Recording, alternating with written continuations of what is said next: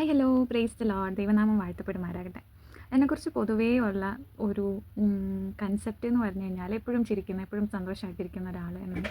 അത് ഞാൻ ജോലി ചെയ്യുന്നിടത്തായിക്കോട്ടെ, ഞാൻ പോകുന്നിടത്ത് എവിടെയെങ്കിലും ആയിക്കോട്ടെ, പൊതുവേ അങ്ങനെയാണ് എന്നെക്കുറിച്ച് പറയാറ്.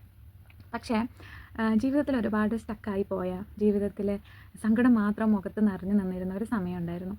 ആ സമയത്തൊക്കെയും എന്നെ കൈപിടിച്ചത്, എന്നെ ചേർത്ത് നിർത്തിയത് എൻ്റെ കർത്താവ് മാത്രമാണ്.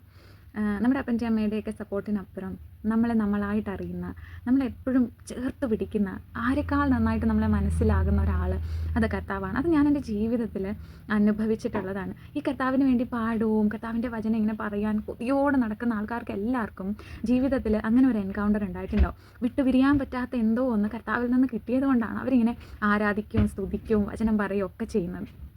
ജീവിതത്തിൽ തെറ്റായ തീരുമാനങ്ങൾ കൊണ്ട് സ്റ്റക്കായി പോയിട്ട്, അല്ലെങ്കിൽ തെറ്റായ തീരുമാനങ്ങൾ കൊണ്ട് വഴിയടഞ്ഞ് പോയിട്ടുള്ള സാഹചര്യങ്ങളൊക്കെ നിൽക്കുമ്പം എന്നെ മടക്കി വിളിച്ചൊരു സ്നേഹമുണ്ട്. അതെൻ്റെ കർത്താവിൻ്റെ ക്രൂശിലെ സ്നേഹമാണ്. നമ്മൾ പലപ്പോഴും ചെറിയ ചെറിയ ബുദ്ധിമുട്ടുകൾ ജീവിതത്തിൽ വരുമ്പോഴത്തേക്കും ഒത്തിരി ഡെസ്പായി പോകാറുണ്ട്.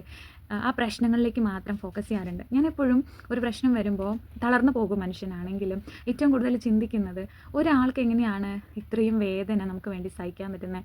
അങ്ങനെ സഹിച്ചിട്ട് നമ്മൾ എത്ര മറുതലിച്ചിട്ട് നമ്മളെ ഇട്ടിട്ട് പോകാതെ നമുക്ക് വേണ്ടി വാതിൽക്കൽ കാത്തു നിൽക്കുന്ന ഒരപ്പൻ, ആ സ്നേഹമാണ് എന്നെ എപ്പോഴും തിരിച്ചു വിളിച്ചുകൊണ്ടിരിക്കുന്നത്.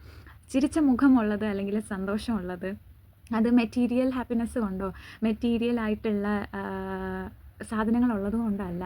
ഒരു കാര്യം എനിക്കറിയാം, എന്ത് തന്നെ സംഭവിച്ചാലും എൻ്റെ കർത്താവ് അറിയാതെ എനിക്കൊന്നും സംഭവിക്കത്തില്ല. എന്നെ ഒത്തിരി സ്വാധീനിക്കുന്ന ഒരു വചനമുണ്ട്. അത് സെഖരിയാവ് 2-ാം അധ്യായത്തിൻ്റെ 5-ാം വാക്യമാണ്. അതിങ്ങനെയാണ്: എന്നാൽ ഞാൻ അതിന് ചുറ്റും തീമതിലായിരിക്കും, ഞാൻ അതിൻ്റെ നടുവിൽ മഹത്വമായിരിക്കും എന്ന് യഹോവയുടെ അരുളപ്പാട്. നമ്മുടെ വിശ്വാസമാണ് ശരിക്കും ക്രിസ്തീയ ജീവിതത്തിൻ്റെ അടിസ്ഥാനമെന്ന് ഞാൻ എപ്പോഴും പറയാറുണ്ട്. നമ്മൾ വിശ്വസിക്കുന്നത് എന്തോ അതാണ് നമുക്ക് സംഭവിക്കുന്നത്. ഏത് പ്രതിസന്ധിയിലും നമുക്ക് ചുറ്റും തീമതിലായി നിൽക്കുന്ന ഒരു ദൈവം. എന്ത് തന്നെ സംഭവിച്ചോട്ടെ, ചുറ്റിനുമെല്ലാം ഇടിഞ്ഞു വീണോട്ടെ, പക്ഷേ ഞാൻ നിൽക്കുന്നിടത്ത്, എൻ്റെ അടുത്ത് ഒന്നും അടുക്കാതെ വണ്ണം മഹത്വമായി നിൽക്കുന്ന ഒരു കർത്താവ്, തീമതിലായി നിൽക്കുന്ന ഒരു കർത്താവ്. ആ ഗ്യാരണ്ടിയിലാണ് ഓരോ ദിവസമുള്ള എൻ്റെ യാത്ര.